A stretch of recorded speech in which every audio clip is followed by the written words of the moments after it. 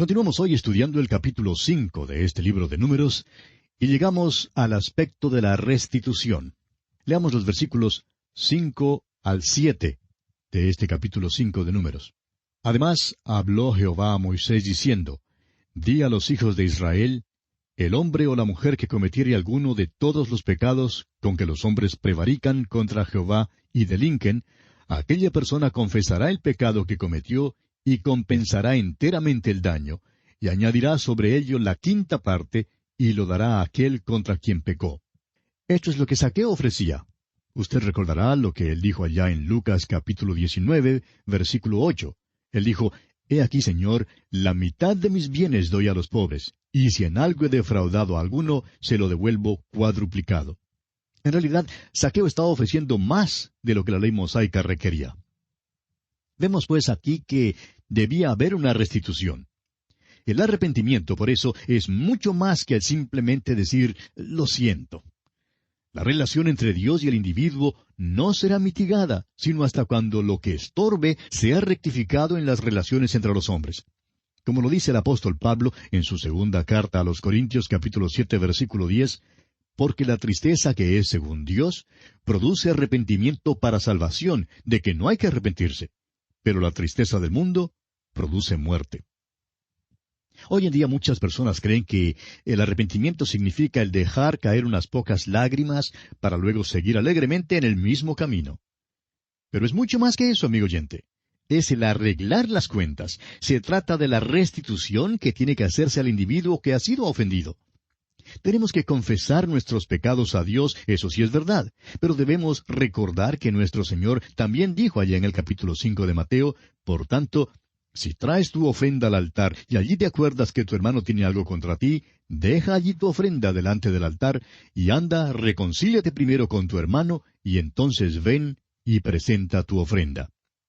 El mundo tiene la idea de que uno puede dejar caer unas pocas lágrimas por un rato y que luego, de nuevo, todo está perfectamente bien. Eso es lo que Pablo llama la tristeza del mundo, en la epístola a los Corintios. Y ese tipo de arrepentimiento, amigo oyente, es vacío y sin valor alguno. Se cuenta que había un pequeño buque a vapor en el río Mississippi, en los Estados Unidos, que tenía una caldera muy pequeña y daba una pitada muy fuerte. Cuando aquel buque iba río arriba y daba un silbido con su pito, pues todo el vapor se escapaba por el pito, de modo que se lo llevaba la corriente. No podía ir río arriba y a la vez hacer sonar su pito. Y hay muchas personas hoy en día que son como ese buque a vapor. Su arrepentimiento no es más que el hacer sonar el pito, dejar caer lágrimas en profusión, pero eso es todo. No hay ningún alejamiento del pecado, ningún volverse a Dios, ninguna restitución hacia la persona ofendida, y por tanto no puede haber ningún compañerismo real y verdadero con el Señor. Y llegamos ahora a la ofrenda de los celos. Leamos los versículos 11 al 15 de este capítulo 5 de Números.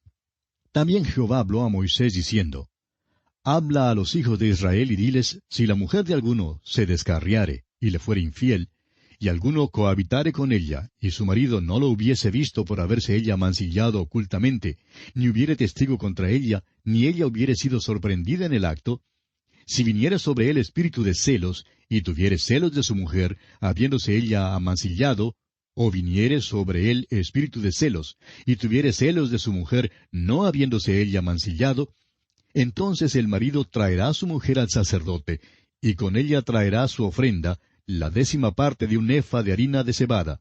No echará sobre ella aceite, ni pondrá sobre ella incienso, porque es ofrenda de celos, ofrenda recordativa que trae a la memoria el pecado.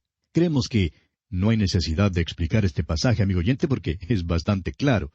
Veamos entonces en los versículos siguientes el proceso que debía seguirse para resolver las dudas que pudiese haber en cuanto a la conducta de la esposa y sobre su posible culpabilidad. Leamos los versículos 16 al 19. Y el sacerdote hará que ella se acerque y se ponga delante de Jehová. Luego tomará el sacerdote del agua santa en un vaso de barro, tomará también el sacerdote del polvo que hubiere en el suelo del tabernáculo, y lo echará en el agua. Y hará el sacerdote estar en pie a la mujer delante de Jehová, y descubrirá la cabeza de la mujer, y pondrá sobre sus manos la ofrenda recordativa, que es la ofrenda de celos. Y el sacerdote tendrá en la mano las aguas amargas que acarrean maldición. Y el sacerdote la conjurará y le dirá, si ninguno ha dormido contigo, y si no te has apartado de tu marido a inmundicia, libre seas de estas aguas amargas que traen maldición. Bueno, creemos que con estos versículos hemos captado ya lo esencial de la situación. Así es que no vamos a leer todos los versículos siguientes. La mujer debía beber las aguas amargas y si esto causaba que su vientre se inflara y que su muslo languideciera, debía ser una maldición en medio del pueblo. Ahora, si no estaba contaminada, sino pura, entonces sería declarada exenta de toda culpa. Esta prueba tendría un efecto psicológico muy grande sobre cualquier persona y mayormente si era culpable. Ahora, ¿por qué no se menciona aquí al hombre? En este caso no se trata de una sospecha en cuanto al hombre, sino en cuanto a la esposa. Y quisiéramos decirle, amigo oyente, que la Biblia no enseña un criterio moral que permita más libertad al hombre que a la mujer. En este caso, es el esposo quien sospechaba de la esposa. ¿Podría ser culpable un esposo? Claro que sí, amigo oyente. Vimos ya en el libro de Levítico, y lo veremos de nuevo en el libro de Deuteronomio, que si un hombre y una mujer eran tomados en adulterio, los dos debían de ser muertos a pedradas. No hay pues ningún criterio moral en la Biblia que permita más libertad al hombre que a la mujer. Este cuadro que tenemos aquí habla de la ofrenda de celos. ¿Cree usted, amigo oyente, que Dios sea un Dios celoso? Bueno, eso es lo que Él dice. Soy Jehová, Dios celoso, allá en Éxodo 25. Pero, ¿realmente quiere decir que Dios es celoso? Sí, amigo oyente, Él es celoso. Pero esto no significa el tipo de celo pasional que es bajo y humano, como son los celos de una persona que es incitada a exasperación. Aquí se trata de los celos de la persona a quien uno ama. Cuando oímos decir a una esposa, bueno, tú sabes que mi esposo no es celoso, nos da ganas de decirle a ella, señora, no se lo diga a nadie. Porque, esposas, si el esposo no es celoso con la esposa, es porque no la ama. Por lo tanto, no creo que yo diría tal cosa si yo fuera usted.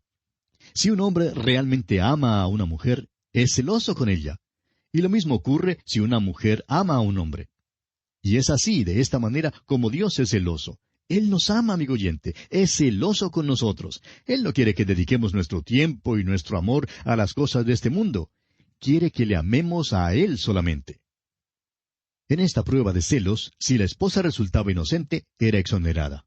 En realidad, esta ley protegía a la mujer de un hombre celoso. Esto servía para ella de una manera maravillosa. Ciertamente esto acentúa una vez más que la palabra de Dios pone en claro este asunto de la fidelidad al voto del matrimonio. Hoy en día vemos una gran depravación en cuanto a esto, hasta el punto que para algunos ya se está tornando cosa aceptable que el voto del matrimonio no sea tomado en serio. Pero amigo oyente, Dios le hará responsable por sus votos, eso es seguro. Muchos de los problemas del mundo de hoy en día son causados en el hogar. Ese es el lugar donde la mayoría de nuestros problemas se producen. Son producidos por aquellos que hacen poco o ningún caso del voto del matrimonio. Dios no puede bendecir ni bendecirá a una nación que no lo tome en serio. Y así, amigo oyente, concluimos nuestro estudio del capítulo 5 de Números, y entramos ahora al capítulo 6. En este capítulo encontramos el voto de los nazareos y la bendición trina. En primer lugar, quisiéramos que nos escuche bien porque no deseamos que confunda la palabra nazareno, que significa procedente de Nazaret, con la palabra nazareo, que significa alguien que ha hecho un voto especial. El voto de los nazareos era un voto voluntario y también podía ser un voto por cierto periodo de tiempo. Cualquier israelita que quisiera ser nazareo podía hacer el voto. Lo podía hacer por toda la vida si ese era su deseo. Pero Dios no mandó que se hiciera este voto. Era algo completamente voluntario. Leamos pues los primeros 3 versículos de este capítulo 6 de Números.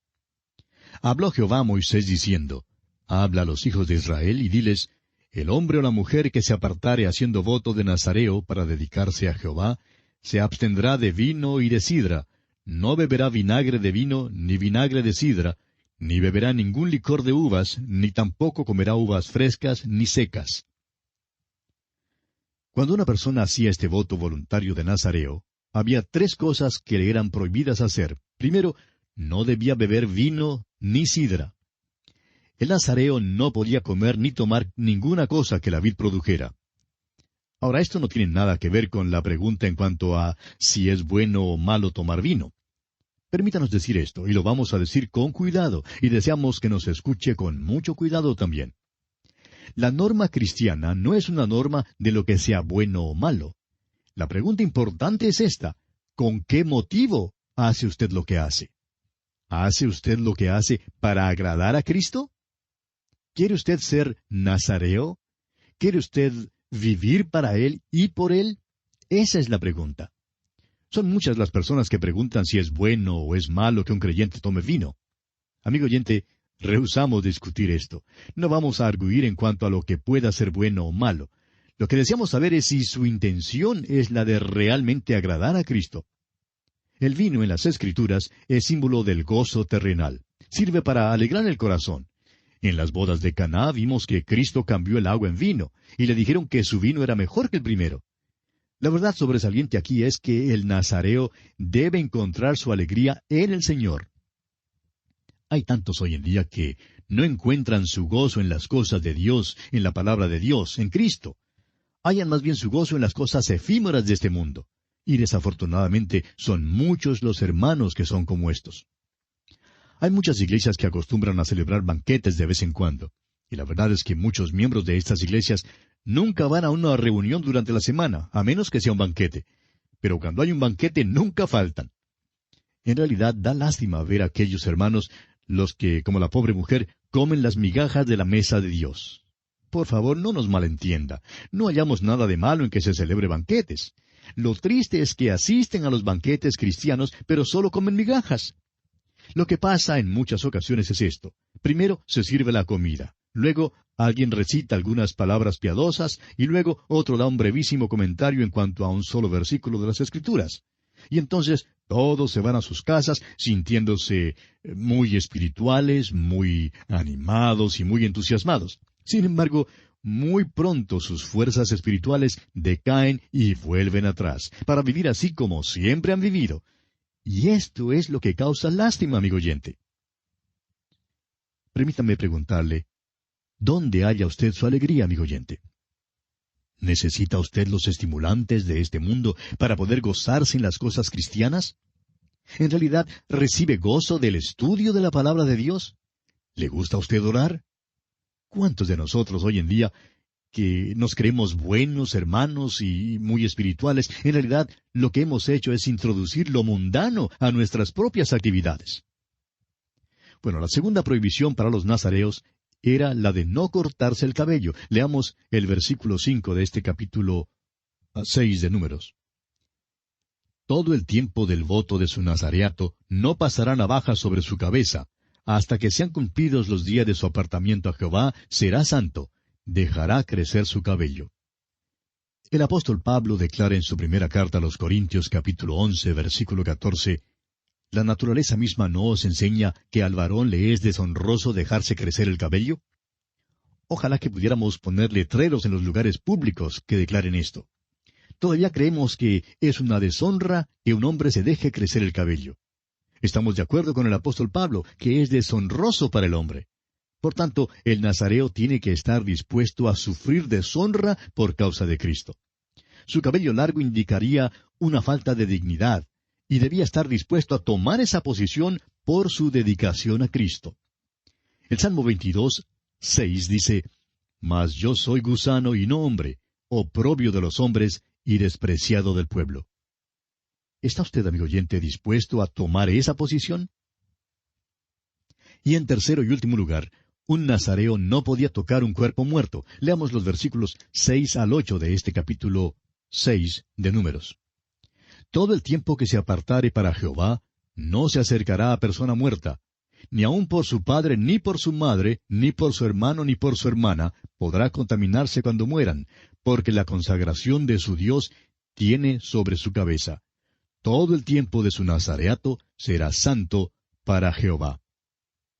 Leímos en el capítulo 5 que un leproso tenía que ser echado fuera del campamento y asimismo el que fuera contaminado al acercarse a una persona muerta. Ahora, la verdad que esto nos enseña es que el mundo es el lugar de la muerte.